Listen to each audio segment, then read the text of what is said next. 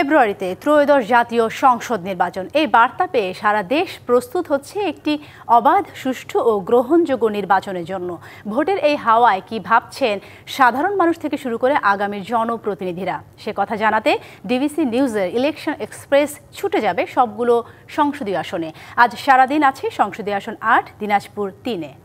স্বাগত জানাচ্ছি CSRM DBC election এক্সপ্রেসে। আমার সঙ্গে এই মুহূর্তে যুক্ত আছেন, যেহেতু আজকে সারাদিন ছিলাম বা আছি দিনাজপুর ৩ আসনে, জেলার যিনি ইসলামী আন্দোলন বাংলাদেশের সাধারণ সম্পাদক, কথা বলবো তার সঙ্গে, জানার চেষ্টা করব আগামী নির্বাচনের এই দলটি কি ভাবছে।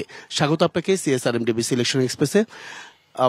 আপনাদের এই দলটি এই এত বছর আপনার প্রকাশ্যে মাঠে আসতে পারেননি, রাজনীতি করতে পারেননি, তারপরও মানুষ কেন বেছে নেবে এই দলটিকে?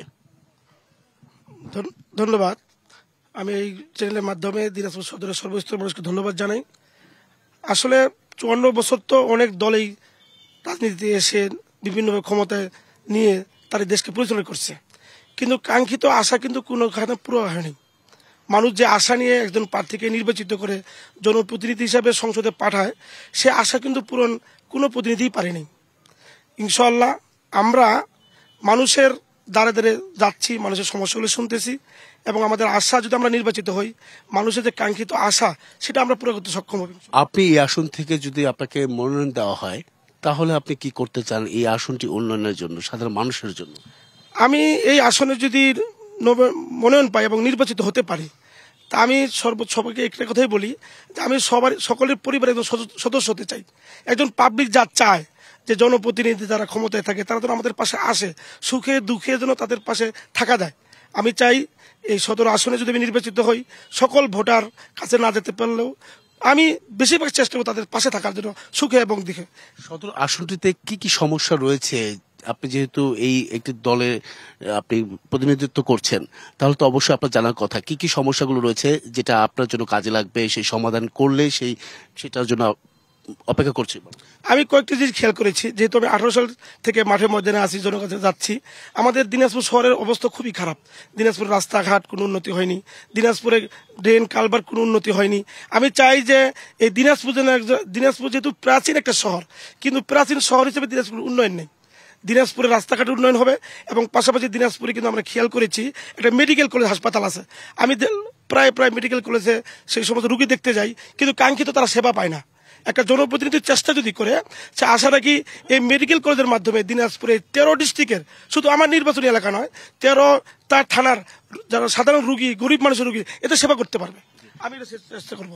পাশাপাশি জামাত রয়েছে, বিএনপি রয়েছে, আরো এনসিপি রয়েছে, তারপর আপনারা কেন আশাবাদ, এত প্রত্যাশা কিভাবে করছেন? আমি লক্ষ্য করেছি যে মানুষের চাহিদা কি। ইতিপূর্বে যারা এই আসনগুলোতে নির্বাচন করেছে, কেউ নির্বাচন করার সময় অনেক আশার বলেছে, তারা জনগণের পাশে যায়নি, এবং তারা নির্বাচিত হওয়ার পর ঢাকায় চলে গেছে, জনগণের সম্পর্ক ছিল না। কিন্তু আমি এই 8টা বছর 10টা বছরের মতো আমি জনগণের একবার দ্বার প্রান্তে গিয়েছি, লক্ষ্য করি তাদের চাহিদা কি। আমি দেখেছি তারা চায় যে নেতারা আমাদের কাছে আসুক।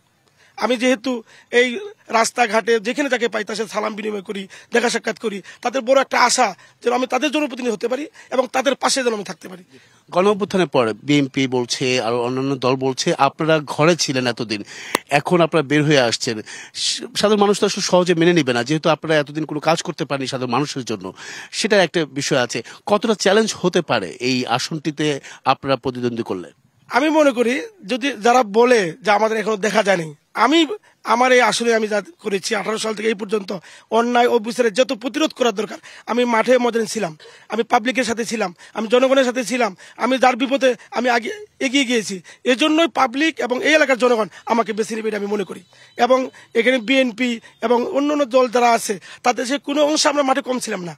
আমরা বন্যার সময় আমরা তাদেরকে সহযোগিতা করেছি, আমরা রমজান মাসে তাদেরকে আমরা সহযোগিতা করি, এবং তারপরে তাদের যে বিপদের কথা শুনি, অসুস্থ ব্যক্তির কাছে আমরা কাছে যাই, তাদের চিকিৎসা কীভাবে করতে হয়, কেউ যদি মামলা মোকদ্দমায় পড়ে তার মামলা মোকদ্দমা থেকে উদ্ধার কীভাবে হয়, এগুলো আমি তাদের কাছে গিয়েছি।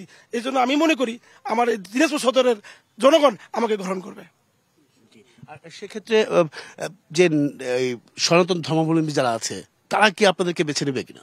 তারা তো অবশ্যই বেছে নেবে। আমি 24-এ যে গণ অভ্যুত্থানের সময় যা আমার সনাতন ধর্মাবলম্বীরা খুব চিন্তায় ছিল, আমি নিজে প্রায় 18টা মন্দিরে আমি পাহারা দিয়ে গেছি, তাদের খোঁজ খবর নিয়েছি, তাদেরকে বুকে জড়াই নিয়েছি, তাদেরকে বলছি যে আপনি আমাদের ভাই, আমার অন্য ধর্মের হতে পারেন কিন্তু আমরা জাতি ভাই, আমাদের কাছে একমাত্র নিরাপদ থাকবে যে কোনো ধর্ম। অসংখ্য ধন্যবাদ আপনাকে আমাদের সঙ্গে এতক্ষণ যুক্ত ছিলেন। পরবর্তী সংবাদ রাত 9টায় থাকছে ভিন্ন কোনো রাজনৈতিক দলের তৃণমূল পর্যায়ের নেতাকর্মীরা কি ভাবছেন আগামী নির্বাচনকে কেন্দ্র করে সেসব বিষয়। সঙ্গে থাকুন CSRM DBC ইলেকশন এক্সপ্রেসের।